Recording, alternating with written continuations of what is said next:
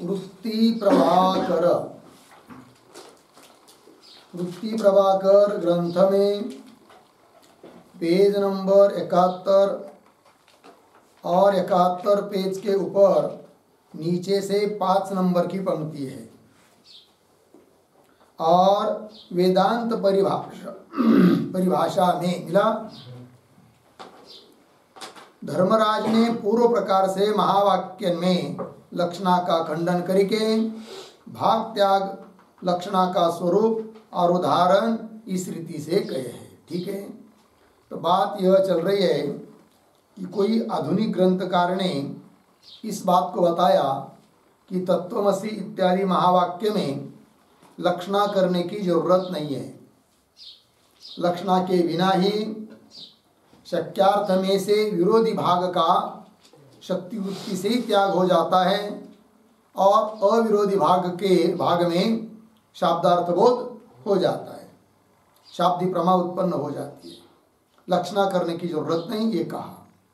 बहुत सारे उन्होंने उदाहरण दिया था, उत्पन्न घट, नष्ट घट आदि आदि करके। ठीक, और इसीलिए लक्षणा के 2 ही भेद उनके अनुसार, जड़ लक्षणा अजड़ लक्षणा और भागत्याग लक्षणा अलिक तुच्छ कह दिया उन्होंने। अब वेदांत के ही एक आचार्य है जिनका नाम है धर्मराज अध्वरेंद्र, जिन्होंने वेदांत परिभाषा नाम का ग्रंथ लिखा है। उन्होंने भी क्या किया, महावाक्य में जबकि सांप्रदायिक मत के अनुसार भागत्याग लक्षणा करके ही शाब्द बोध होता है, किंतु धर्मराज धुरेंद्र ने वेदांत परिभाषा ग्रंथ में महावाक्य में भागत्याग लक्षणा करने की जरूरत नहीं, ये बात कही और शक्ति वृत्ति से विरोधी भाग का त्याग होकर शाब्दबोध हो जाता है, ऐसा उन्होंने भी कहा। किंतु भागत्याग लक्षणा को उन्होंने अलिक तुच्छ नहीं कहा, अपितु भागत्याग लक्षणा भी होती है। फिर उसके कौन उदाहरण है, तो उन्होंने अलग कोई उदाहरण भी दिए हैं। ठीक है, तो क्या कहना है उनका वेदांत परिभाषा करने वाले का, वो देखते हैं हम लोग एक एक बात। तो वेदांत परिभाषा में धर्मराज उस ग्रंथ के लेखक है, उन्होंने पूर्व प्रकार से ऊपर कई हुई प्रकार के अनुसार महावाक्य में लक्षणा का खंडन करके, महावाक्य में उन्होंने लक्षणा मानी ही नहीं है, खंडन करके भागत्याग लक्षणा का स्वरूप और उदाहरण इस रीति से कहे हैं। कैसे दे रहे आगे, सांप्रदायिक रीति से वाच्य के एक देश में वृत्ति भाग लक्षणा का स्वरूप है। बराबर, सांप्रदायिक जो पद्धत है वेदांत संप्रदाय, उनके अनुसार भागत्याग लक्षणा का स्वरूप क्या है, वाच्यार्थ में से एक भाग का त्याग करके एक भाग का ग्रहण करना, इसको कहते हैं क्या, भागत्याग लक्षणा सांप्रदायिक रीति के अनुसार। किंतु वेदांत परिभाषाकार जो है उन्होंने थोड़ा अलग ही स्वरूप बताया है, किसका, भागत्याग लक्षणा का। चलिए, सांप्रदायिक रीति से वाच्य के एक देश में वृत्ति, एक देश की वृत्ति मतलब एक देश का ग्रहण एक देश का त्याग, वृत्ति भाग लक्षणा का स्वरूप है। या मत में हाँ, वेदांत परिभाषाकार के मत में वाच्य के एक देश में वृत्ति शक्ति का ही स्वरूप है। वाच्य का एक देश ग्रहण करना और एक देश का त्याग, ये सब शक्ति वृत्ति से ही होता है। उसके लिए भागत्याग लक्षणा करने की जरूरत नहीं। या मत में वाच्य के एक देश में वृत्ति शक्ति का ही स्वरूप है, सो भाग लक्षणा का स्वरूप नहीं। किंतु फिर कहा है कैसा होता है भागत्याग लक्षणा का स्वरूप, वो बता रहे। किंतु शक्य और अशक्य में जो वृत्ति सो भागत्याग लक्षणा कहिए, ऐसा उन्होंने बताया है। शब्द का शक्यार्थ बराबर और अशक्यार्थ मतलब जो शक्यार्थ नहीं है, उसको भी यदि लिया जा रहा है तो वहां पर भागत्याग लक्षणा समझनी चाहिए। ठीक है, जबकि ऐसी स्थिति पर सांप्रदायिक मत के अनुसार अजड़ लक्षणा बताइए, काकेभ्यो दधिरक्षता। काक पद का शक्यार्थ काकादिक कावड़े वो भी लिया जाते हैं, अशक्य बिडालादिक वो भी लिए जाते हैं, किंतु इन्होंने कहा नहीं नहीं नहीं, ये लक्षण ये स्वरूप अजर लक्षण का नहीं है, भागत्याग लक्षण का है। ऐसा कहते हैं कौन? वेदांत परिभाषाकार। बोलेंगे क्यों? तो फिर वो व्याख्या करते हैं कि भागत्याग लक्षण कहाँ होती है और वहां पर बैठती है, अतः भागत्याग लक्षण है। देखिए, किंतु शक्य और अशक्य में जो वृत्ति सो भागत्याग लक्षणा कही है, लग गया। यद्यपि अजर लक्षणा भी शक्य अशक्य में वृत्ति है, फिर दोनों में क्या अंतर रहेगा भाई? पूछेंगे उनको वेदांत परिभाषाकार को। अजर लक्षण जहां होती है वहां पर भी शक्य अशक्य दोनों में वृत्ति है, शक्यार्थ लिया जाता है, अशक्यार्थ भी। और भागत्याग लक्षण करके वही करोगे तो दोनों में भेद का रहे, क्या रहेगा फिर? बात समझ आ रही है? देखिए, यद्यपि अजर लक्षणा भी शक्य अशक्य में वृत्ति है, तथापि जहां शक्य अर्थ का विशेषणता से बोध और अशक्य का विशेषता से बोध होवे तहा अजर लक्षणा कही है। देखो भाई, उन्होंने अजर लक्षण का स्वरूप बदल दिया, भागत्याग लक्षण का भी स्वरूप बदल दिया। अजर लक्षण का क्या स्वरूप था? संप्रदाय रीति के अनुसार जहां पर शक्य अशक्य में वृत्ति हो वहां पर अजर लक्षण, वो कहते ऐसे नहीं, वह भागत्याग लक्षण, अजर लक्षण नहीं। फिर अजर लक्षण कहां पर?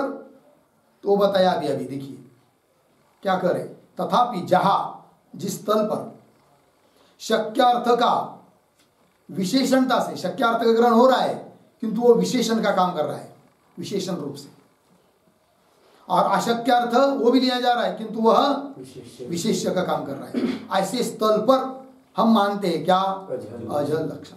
पंक्ति देखिए, तथापि जहां शक्यार्थ का विशेषणता से बोध और अशक्य का विशेषता से बोध होवे तहा अजर लक्षणा कहिए।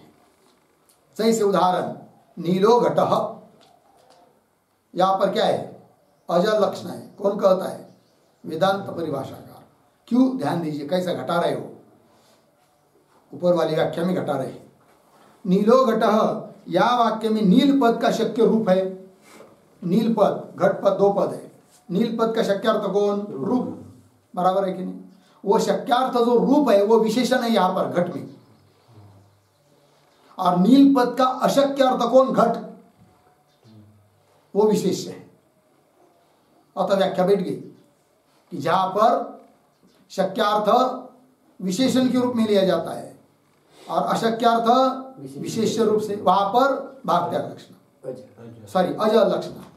उदाहरण दिया उन्होंने, कौन सा? नीलो घट, नील पद का शक्यार्थ रूप, और वह रूप नील पद का शक्यार्थ रूप विशेषण है, और नील पद का अशक्यार्थ घट वह विशेष है। अतः यहां पर अजर लक्षण। पंक्ति देखिए, जैसे नीलो घटः, या वाक्य में नील पद का शक्य रूप है, ताका विशेषणता से बोध होवे है, हो गया ना। और आगे क्या है? नील रूप का है ना, नील रूप द्रव्य का है ना, द्रव्य शब्द को खोड़ दीजिए।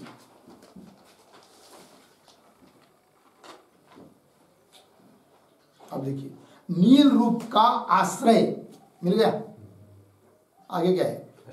अशक्य है ना, तो अशक्य शब्द के पहले एक शब्द लिखना है, बाद में भी एक शब्द लिखना है। आश्रय और अशक्य इन दोनों के बीच में लिखिए जो, और आगे अशक्य और है इन दोनों के बीच में लिखिए घट द्रव्य। ठीक, देखो भाई, और नील रूप का आश्रय जो अशक्य, नील पद का अशक्य घट द्रव्य है, ताका विशेषता से बोध होवे। घट क्या है वहां पर? विशेष, विशेषता से बोध होवे हैं, या ते नील पद की नील रूप में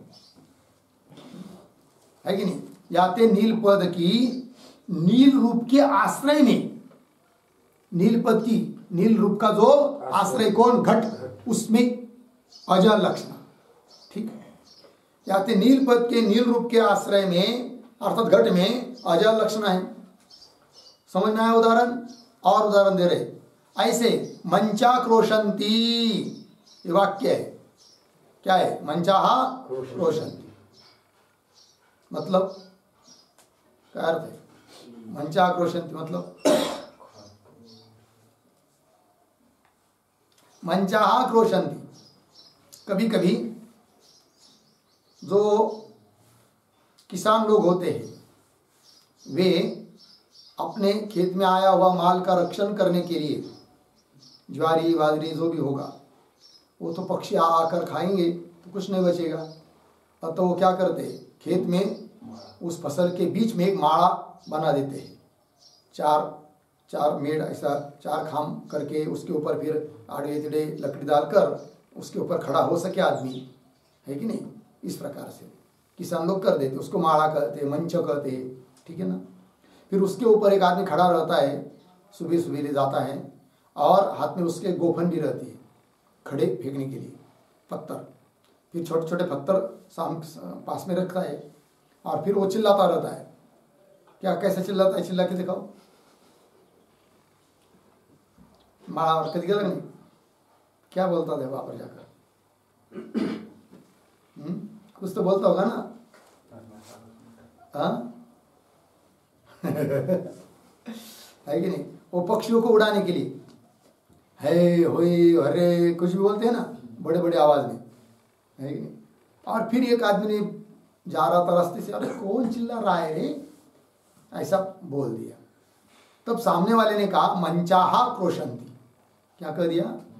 मंचाः क्रोशंती, मंचा चिल्ला रहा है, मंचा आवाज कर रहे हैं। मंचा तो घास फूस का बना हुआ है, वो थोड़ी चिल्लाएगा, उसके ऊपर बैठा हुआ आदमी, खड़ा हुआ आदमी, वो चिल्ला रहा है ना। किंतु शब्द प्रयोग क्या कर दिया? मंचाः क्रोशंती। अब यहां पर मंचा पद से पुरुष लिया जा रहा है लक्षणा से, तो कौन लक्षण है फिर यहां पर? वो बता रहे, देखिए। ऐसे मंचाः क्रोशंती या वाक्य में मंच पद का शक्य कौन? मंच, मंच पद का शक्य कौन? मंच, वो विशेषण है, नहीं? और अशक्य पुरुष विशेष्य है। मंचा वाला पुरुष तो मंच विशेषण हुआ, पुरुष विशेष्य हुआ, तो मंचा पद का शक्य यहाँ पर विशेषण हुआ, अशक्य जो पुरुष वो विशेष्य हुआ। अतः यहाँ पर भी नीलो घट की तरह कौन सी लक्षण? अजल लक्षण है। लग गया जी? देखो भाई, ऐसे मंचाः क्रोशंती या वाक्य में मंच पद का शक्य विशेषण है, अशक्य पुरुष विशेष है, याते अजल लक्षण है। लग गया? तो अजल लक्षण कहाँ होती है समझ में आया? किसके अनुसार? वेदांत परिभाषा के अनुसार। और अब भाक्त्या लक्षण कहाँ होती है उसको बता रहे आप।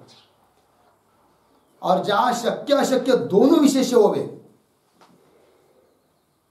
शक्य भी विशेष्य अशक्यार्थ भी विशेष्य हो गए, और शक्यतावच्छेदक से व्यापक लक्ष्यतावच्छेदक धर्म विशेषण हो गए, तहा भाक्त्या लक्षण। अभी तक क्या सुनते हैं हम लोग? शक्यार्थ में से एक भाग का त्याग, एक भाग का ग्रहण, वहां पर भाक्त्या लक्षण। ये कहते ऐसा नहीं। जिस तल पर शब्द का शक्यार्थ और अशक्यार्थ दोनों भी क्या बने? विशेष बने, बराबर। और शक्यतावच्छेदक से व्यापक होता है कौन? लक्ष्यतावच्छेदक, वो धर्म जहां पर विशेषण बने वहां पर होती है क्या? भाक्त्या लक्षण। बोले उदाहरण, तो उदाहरण भी देंगे। देखो, जहां शक्य अशक्य दोनों विशेष होवे और शक्यतावच्छेदक से व्यापक लक्ष्यतावच्छेदक धर्म विशेषण होवे, तहा भाक्त्या लक्षणा कही है। पंक्ति लगी? जैसे उदाहरण, काकेभ्यो दधिरक्षताम। अब देखो भाई, अभी तक संप्रदाय रीति अनुसार काकेभ्यो दधिरक्षताम ये उदाहरण किसका बताया था? अजल लक्षण। अब इन्होंने क्या कर दिया? ऐसा लक्षण का स्वरूप बदल दिया कि मंचा कोश को काकेभ्यो दधिरक्षताम ये उदाहरण भाक्त्या लक्षण कर दिया। ठीक है, चलिए फिर जैसे काकेभ्यो दधिरक्षताम, कौवों से दही की रक्षा करो, या वाक्य में काकपद का शक्य वायस, काकपद का शक्य अर्थ कौन है? वायस मतलब कौवा, कावड़ा। अब कौवे भी कम हो रहे भाई। हाँ, अब कुछ दिन के बाद बहुत मुश्किल हो जाएगा कौवा प्राप्त करना। पिंडदान करने के लिए लगता है ना, फिर हाँ तोते की तरह उसको पिंजरे में बंद करना पड़ेगा और फिर एक ब्राह्मण के पास रखने देना पड़ेगा। फिर वो दावा करते समय वो लेते जाएगा वहाँ पर पिंड को छूने के लिए। ऐसा होगा, हो सकता है। चलिए, काकेभ्यो दधि रक्षताम, या वाक्य में काकपद का शक्य कौन? वायस, कावड़ा, और अशक्य कौन? बिडालादि। ये दोनों भी क्या है? विशेष्य। बराबर। और शक्यतावच्छेद कौन है यहां पर? काकत्व। और उससे व्यापक है लक्ष्यतावच्छेद कौन? दधि उपघातकत्व, दधि का नाश करनापना धर्म। दोनों में भी ना, कवि में भी है, बिडालादिक में। काकत्व केवल काक में है, तो शक्यतावच्छेदक से व्यापक हुआ धर्म लक्ष्यतावच्छेदक, और वो यहाँ पर विशेषण बन रहा है, कवों का भी बिडालादिकों का भी। ठीक। और शक्यतावच्छेदक काकत्व का व्यापक दधि उपघातकत्व, दधि नाशकत्व, लक्ष्यतावच्छेदकत्व मतलब लक्ष्यतावच्छेद धर्म विशेषण है। बराबर। इसलिए यहां पर कौन सी लक्षण? भाग त्याग लक्षण। ठीक। कहे थे कैसा? दधि के उपघातक नाशक काक बिडालादि कनते, दधि की रक्षा कर, यह वाक्य का अर्थ है। दधि के नाश करने वाले जितने भी है काक बिडालादि, उनसे दही की क्या करो? रक्षा करो। रक्षा कर, यह वाक्य का अर्थ है। तहा काकत्व विशिष्ट व्यक्ति काक पद का शक्य है। काक पद का शक्य अर्थ कौन? काकत्व विशिष्ट काक व्यक्ति। काकत्व विशिष्ट काक पद का शक्य है। ताने काकत्व का त्याग करके उसमें क्या कर दिया? काकत्व का त्याग। और दधि उपघातकत्व विशिष्ट काक बिडालादिकन का लक्षणा से बोध होने थे। और दधि उपघातकत्व विशिष्ट काक बिडालादिकों का ग्रहण हो रहा है ना, अतः यहाँ पर लक्षणा है कौन सी? भाग। दधि उपघातकत्व विशिष्ट काक बिडालादिकन का लक्षणा से बोध होने थे। काकपद के वाच्य के एक भाग काकत्व का त्याग हो गए। काकपद का वाच्य जो काकत्व विशिष्ट काक, उसमें से एक भाग जो काकत्व, उसका त्याग है कि नहीं? और दधि उपघातकत्व इसका ग्रहण। अतः यहाँ पर लक्षणा कौन सी? भाग त्याग। काकपद के वाच्य के एक भाग काकत्व का त्याग होवे है। अर्धविराम। व्यक्ति भाग का बोध होवे है। काकरूप व्यक्ति का क्या होता है? बोध होवे है। तैसे बिडालत्वादिकन का त्याग, बिडालत्व धर्म का क्या? त्याग। और व्यक्ति का बोध होवे, बिडाल व्यक्ति का बोध होवे, याते भाग त्याग लक्षणा है। लग गए जी? तो भाग त्याग लक्षण समझ आई। आगे चलिए और उदाहरण। क्षत्रिणो यान्ति, यह भी उदाहरण भाग त्याग लक्षण का है। यद्यपि संप्रदाय कृति के अनुसार क्षत्रिणो यान्ति यह उदाहरण अजर लक्षणा का है, क्योंकि क्षत्रिय पद का अर्थ होता है छत्र धारण किए हुए कुछ लोग, उनका विग्रह। उसके साथ साथ जो छत्री धारण किए नहीं है, बिगर छत्री वाले, उनका विग्रह होता है। अतः भाग क्या है? अजर लक्षण। शक्यार्थ से अशक्यार्थ का ग्रहण है कि नहीं? सांप्रदायिक रीति अनुसार क्षत्रिणो यान्ति यह उदाहरण अजर लक्षणा का है, किंतु इन्होंने क्या कर दिया? क्षत्रिणो यान्ति इस उदाहरण को भाग त्याग लक्षणा का उदाहरण कर दिया। ठीक है, कैसे? देखिए, घटा रहे हैं। तो ऐसे क्षत्रिणो यान्ति या वाक्य में भी भाग त्याग लक्षणा है। काहे थे? छत्र सहित और छत्र रहित एक साथ वाले पुरुष जावे है, यह वाक्य का अर्थ है। क्षत्रिणो यान्ति इस वाक्य का अर्थ क्या है? किसी ने पूछा, बहुत दूर से देखा था, अरे देखो कौन लोग जा रहे, देखो तो 20, 25, 30 लोग जा रहे थे। उसमें से 4, 5, 8, 10 लोगों के पास छाता था, बाकी के बिगर छाते वाले थे। किंतु कह दिया क्या? क्षत्रिणो यान्ति। अब केवल क्षत्रिय वाले जा रहे क्या?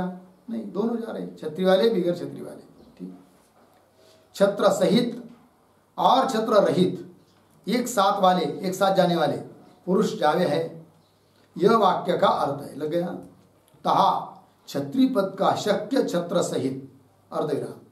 क्षत्रिय पद का अर्थ क्या है?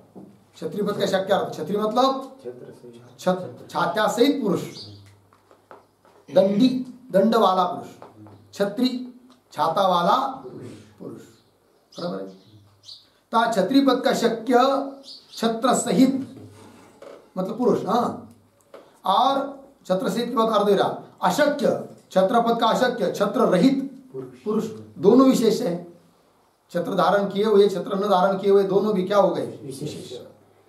और शक्यतावच्छेद कौन यहाँ पर छत्री, कारण छत्री वाला, छत्री नो यान्ति, छत्री पद का अर्थ छत्री वाले है कि नहीं, शक्य हुए, और विशेष शक्यतावच्छेदक छत्री छाता, और शक्यतावच्छेद छत्रीता का व्यापक एक सार्थवाहिता, एक साथ एक समूह जाना, एक सार्थवाहिता, ये लक्ष्यतावच्छेद धर्म है जो कि शक्यतावच्छेदक धर्म से व्यापक है और वो विशेषण है यहाँ पर। अतः यह उदाहरण हो गया किसका, भाग त्याग लक्षण। शक्यतावच्छेदक छत्रिता का व्यापक एक सार्थवाहिता लक्ष्यतावच्छेदक विशेषण है। या स्थान में भी छत्र के संबंध विशिष्ट जो छत्री पद का शक्य, बराबर, छत्र के संबंध, छत्र मतलब छाता, उसके संबंध विशिष्ट जो छत्री पद है कि नहीं, छत्री छाता धारण किए हुए, छत्र भी पुरुष भी छत्री पद से। या स्थान में भी छत्र के संबंध विशिष्ट जो छत्री पद का शक्य, छाता धारण किए पुरुष, तामे छत्र संबंध रूप शक्यतावच्छेद को त्यागी की, छत्र छाता का संबंध जो कि शक्यतावच्छेद के छाता उसका त्याग, शक्य संबंध रूप शक्यतावच्छेद को त्यागी के एक सार्थवाहित्व विशिष्ट छत्री, लेकिन एक सार्थवाहित्व धर्म जो कि दोनों में है, छाता धारण किए हुए वाले लोगों में भी है और जिन्होंने छाता धारण नहीं किया है उनमें भी है एक सार्थवाहित्व, वो धर्म हो गया विशेषण है कि नहीं। एक छात्रवाहित्व विशिष्ट कौन, छत्री, छत्री वाले, छत्री अर्धविराम, तद अन्य का छत्री का, छत्री वालों का भी और उससे भिन्न लोगों का भी, तद अन्य का लक्षणा से बोध होने थे या होने थे वाच्य के एक भाग छत्र संबंध को त्याग करके, वाच्यार्थ छत्री पद का वाच्यार्थ दो छाता सहित पुरुष, उसमें से छाता रूप एक भाग का त्याग, तद अन्य का लक्षणा से बोध होने थे वाच्य के एक भाग छत्र संबंध को त्याग करके, बरका एक भाग पुरुष का बोध हो गए, एक भाग कौन, पुरुष, उसका क्या होता है बोध, एक भाग पुरुष का बोध होवे है या ते भाग त्याग लक्षण। इसलिए यहाँ पर लक्षण कौन सी, भाग त्याग लक्षण। इस रीति से वेदांत परिभाषा में भाग त्याग लक्षण के उदाहरण कहे हैं, लग गया। इस प्रकार काके व्योदिति रक्षताम क्षत्रिणो यान्ति इत्यादि उदाहरण किसके है, भाग त्याग लक्षण से। इस रीति से वेदांत परिभाषा में भाग त्याग लक्षण के उदाहरण कहे हैं, लग गया।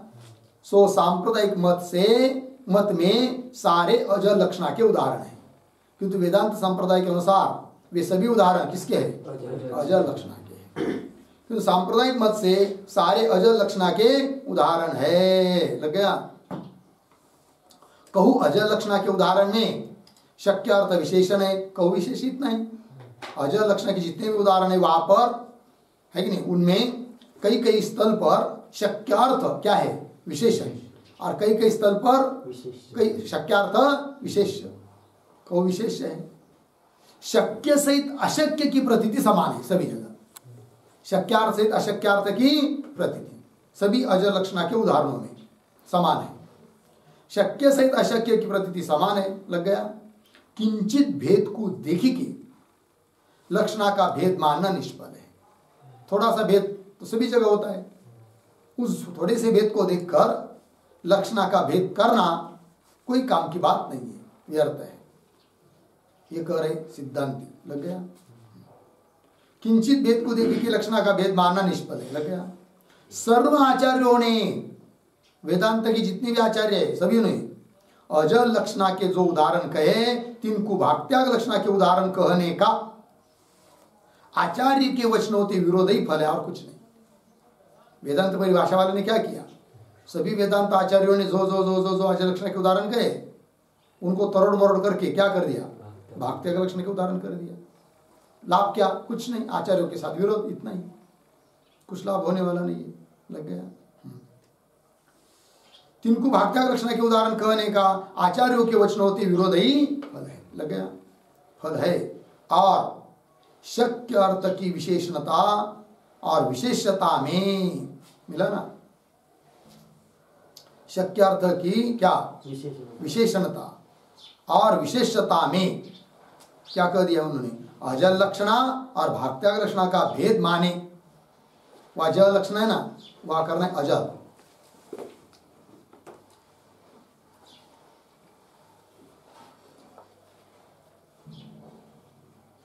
हो गया ना। उन्होंने कहा, क्या कहा? अजल लक्षण क्या होती है? जहां शक्यार्थ का विशेषणता से बोध और अशक्यार्थ का विशेषता से बोध, वहां बताई थी क्या? अजल लक्षण। वेदांत परिभाषाकार ने पेज नंबर 72 बोला देखिए ना, ऊपर से दूसरी पंक्ति है, तथापि क्या आगे, जहां शक्यार्थ का विशेषणता से बोध और अशक्य का विशेषता से बोध हो, तहा अजल लक्षण कही। ऐसा कहा है ना उन्होंने, वही देखिए कह रहे अभी। और शक्यार्थ की विशेषणता मिला, शक्यार्थ विशेषणता से, विशेषणता के रूप में जहां प्रतीत होता है, वहां पर क्या बताई थी? अजल लक्षण। और विशेषता में, और शक्यार्थ जहां पर विशेष होता है, वहां पर बताया था उन्होंने क्या? भागत्याग लक्षण। शक्य अशक्य दोनों विशेष जहां होवे, वहां पर बताई थी क्या? भागत्याग लक्षण। समझ में आ रहा है ना?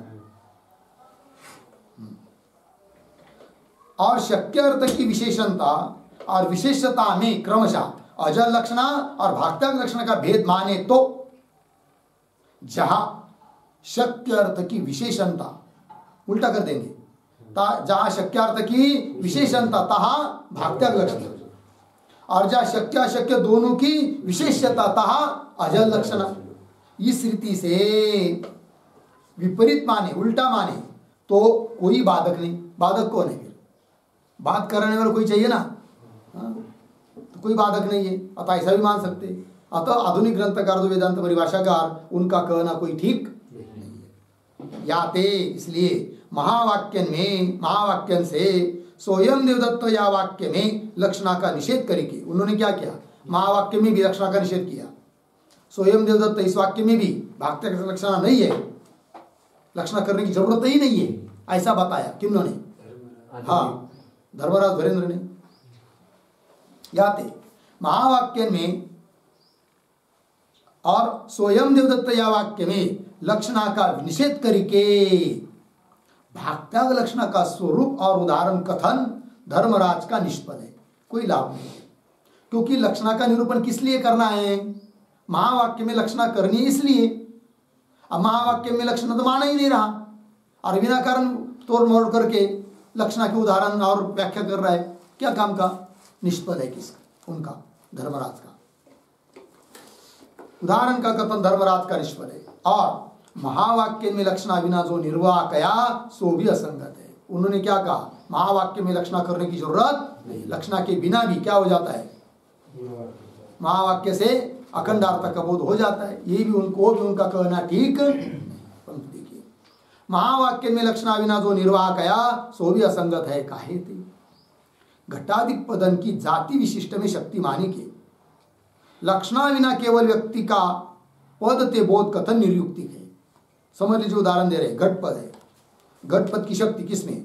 घटत्व विशिष्ट घट में, अर्थात जाति विशिष्ट घट में, ऐसी शक्ति मानना घटपद की शक्ति।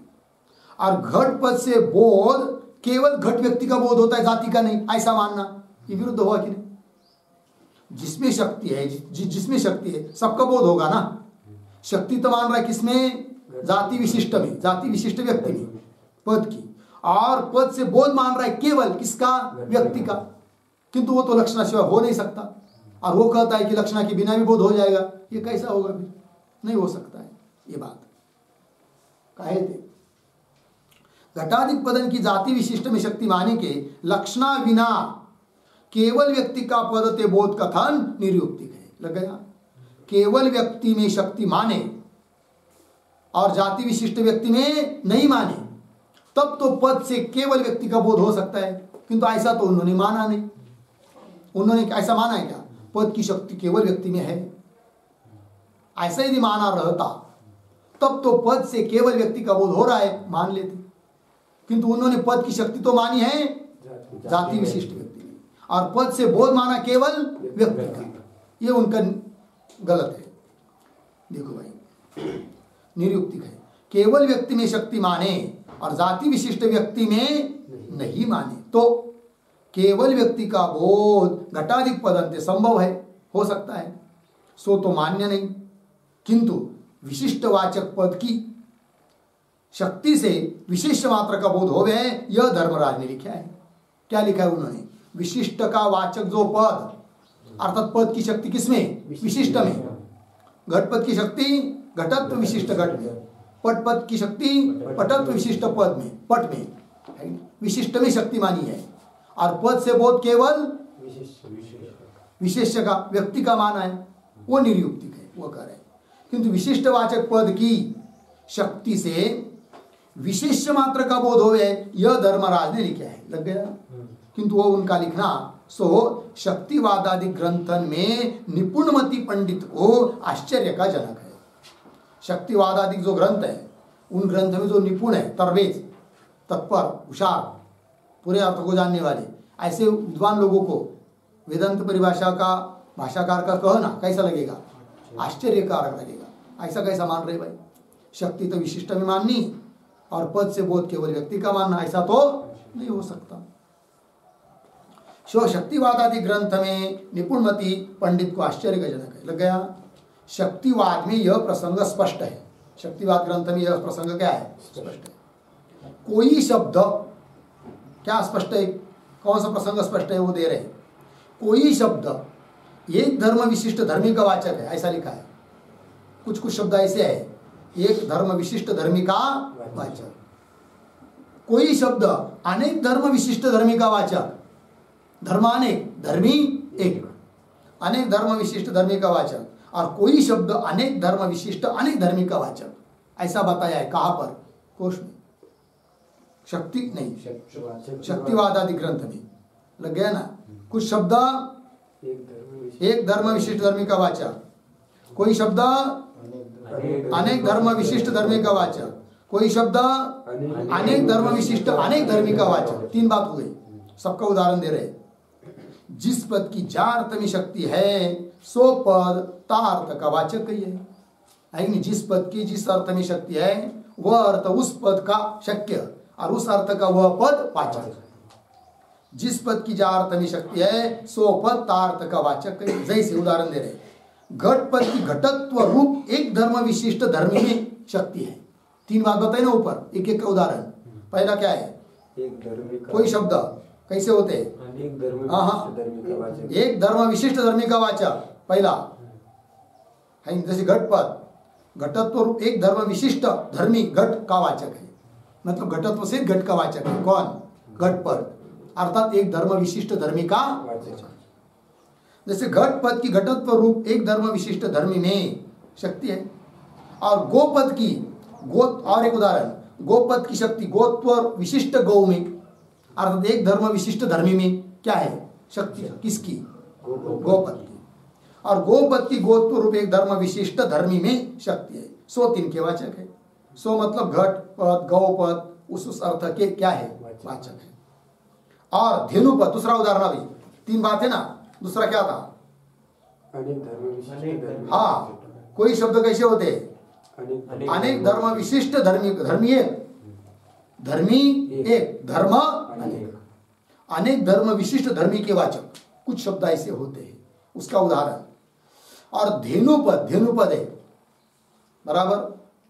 धेनुपद का अर्थ क्या होता है? कोई भी गाय, ऐसा अर्थ नहीं है धेनुपद का अर्थ। जो गाय अभी अभी प्रसूत हुई है उस प्रसूत गाय को धेनु कहते हैं, है कि नहीं? जो गाय कैसी है? प्रसूत मतलब बछड़ा बछड़ी कुछ दिया है कि नहीं? गाय है। ऐसी जो गाय उसको कहते हैं क्या? धेनु। धेनु शब्द एक है।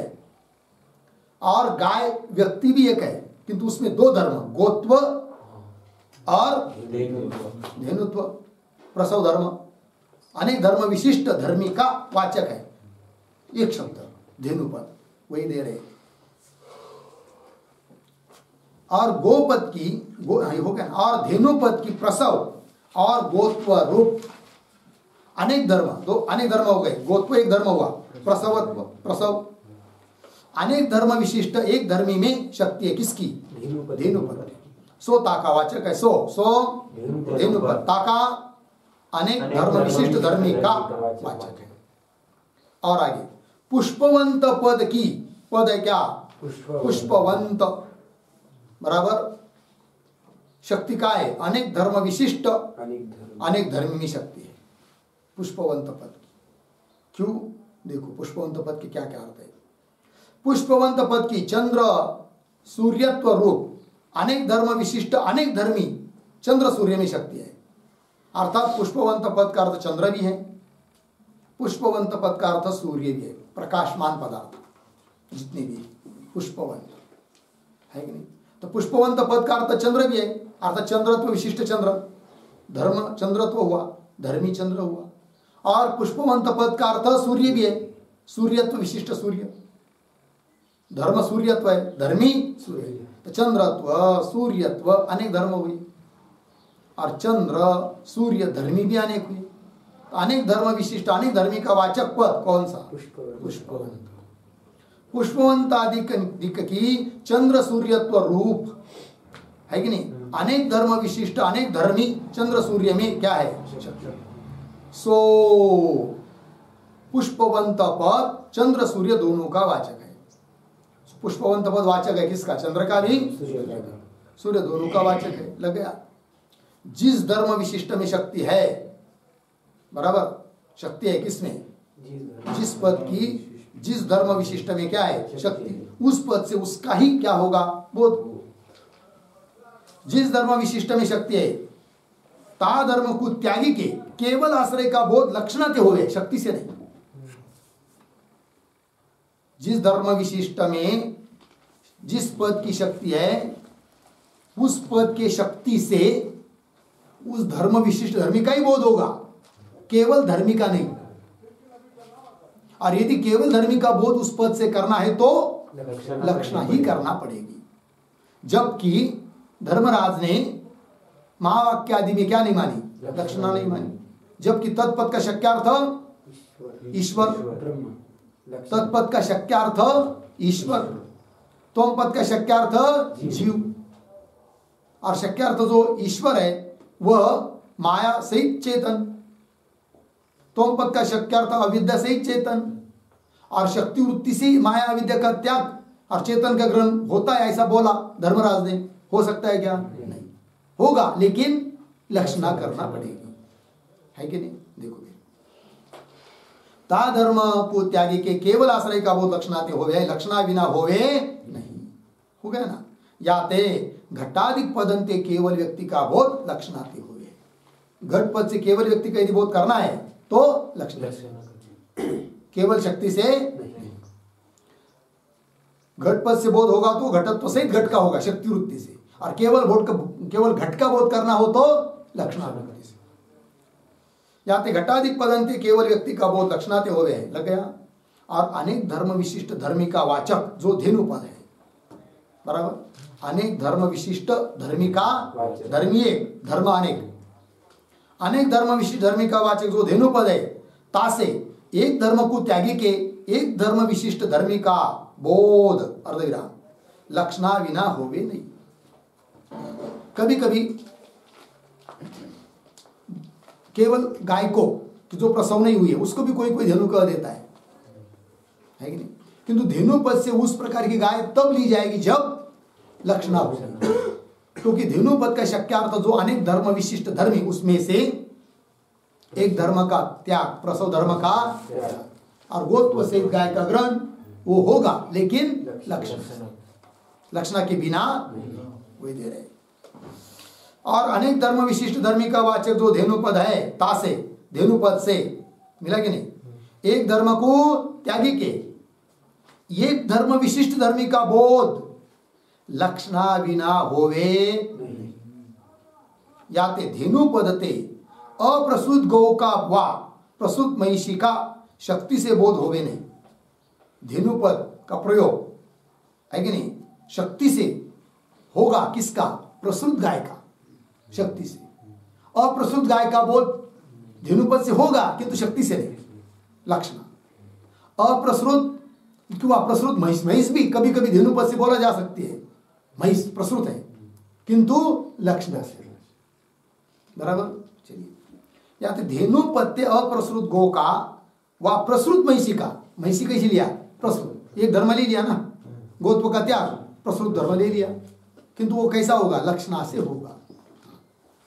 यानी धेनु पत्ते अप्रसृत गौ का व प्रसृत महिषी का शक्ति से बोध होवे नहीं, शक्ति से नहीं होगा, लक्षणा करनी पड़ेगी। और कहूं कहीं कहीं पर गो मात्र का बोध धेनु पद से होवे, केवल गाय का बोध हो जाता है किससे, धेनु पद से, वह होता है लेकिन कैसा, लक्षणा से। और को गो मात्र का बोध धेनु पद से होवे सो भाग त्याग लक्षणाते होवे, शक्ति से नहीं। तैसे पुष्पवंत पद से चंद्र को त्यागी के सूर्य का बोध हो सकता है, क्यों सूर्य का त्याग कर केवल चंद्र का बोध भी हो सकता है, किंतु वो भी कैसा, लक्षणा से। तैसे पुष्पवंत पद से चंद्र को त्यागी के सूर्य का और सूर्य को त्यागी के चंद्र का बोध शक्ति से होवे है, लग गया। इस रीति से शक्तिवाद में क्या है, अभी अभी आया था शुरू में, शक्तिवाद में प्रसंग स्पष्ट है, ये प्रसंग स्पष्ट है। इस रीति से होवे नहीं है, कहा चंद्र का बोध शक्ति से होवे नहीं।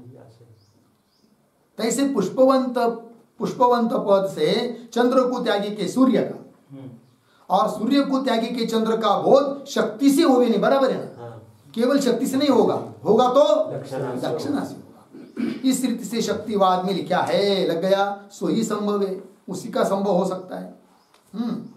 किंतु धर्मराज ने क्या किया, उल्टा, शक्ति तो मानी विशिष्ट में और बोध केवल व्यक्तिगत, कोई काम नहीं, कोई काम करने उनका कहना। शक्ति तो विशिष्ट में है और शक्ति से बोध विशेष का, यह कथन सर्वथा निरुक्तिक है। किसका, धर्मराज का, वेदांत परिभाषा का पंक्ति देखिए, शक्ति तो विशिष्ट में और शक्ति से बोध विशेष का, यह कथन सर्वथा निरुक्तिक है, लग गया जी।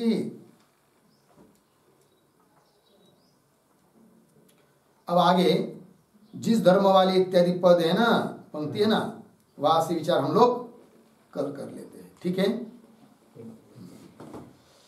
ओम पूर्णमद पूर्णमिदं पूर्णात् पूर्णमुदच्यते पूर्णस्य पूर्णमादाय पूर्णमेवावशिष्यते।